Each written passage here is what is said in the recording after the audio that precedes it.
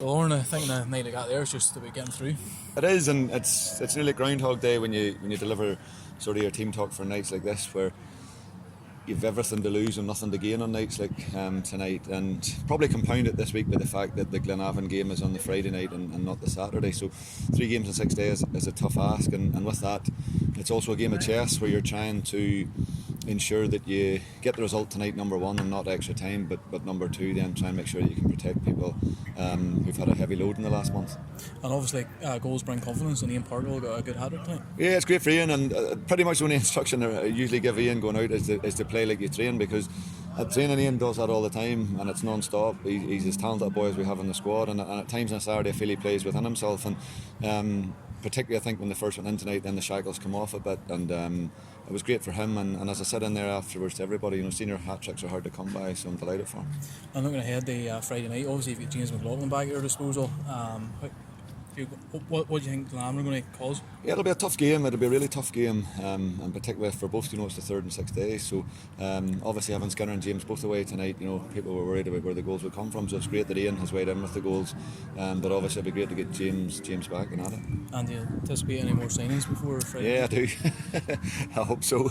Yeah, there'll be a bit of movement probably both ways at this point in time. So we're hoping still to get a few bits of business done, and hopefully we'll know more in the next 48 hours.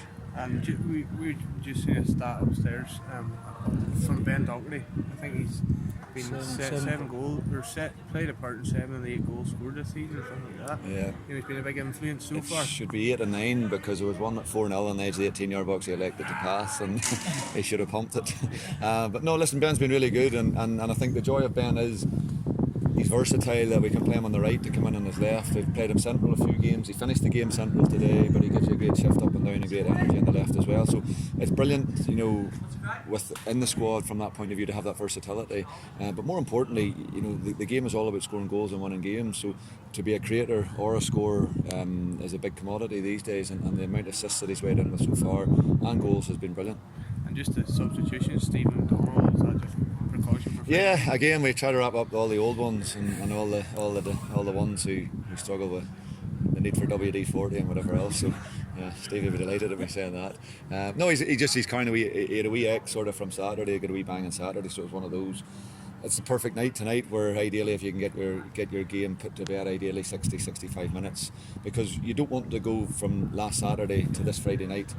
And some of those guys, if you rest them, they play nothing, and it's not good to do nothing all week to play the game, even though you have 3 games in 6 days. So ideally tonight's like a wee bit of training. It's important to try and make sure you get minutes into everybody, hence Linden and whatever else. So it's good to get a wee shift into everybody in the right amount. Home draw in the next round, just yeah, that's all you want, and keep kicking on, and that's all we'll be looking for.